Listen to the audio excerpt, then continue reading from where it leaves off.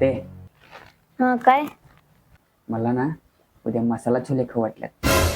हा मग काय? उद्या करणार? छोले करण्यासाठी का नाही, छोले रात्री भिजत घालावे लागतात.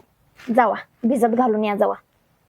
अगं मला मसाला छोले खाऊ वाटल्यात, मग तू घाल की भिजत.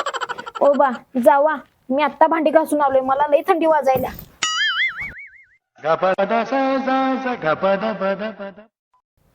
काय झालं, नको आहे काय छोले? अबे जल्दी बोल, कल सुबह पनवेल निकलना. अगं कशाला उगाच तुला आणि त्रास, उगाच थंडी आहे ग. तू उद्या डब्याला काय करशील की नाही ते नेतो मी, नको तुला उगाच त्रास.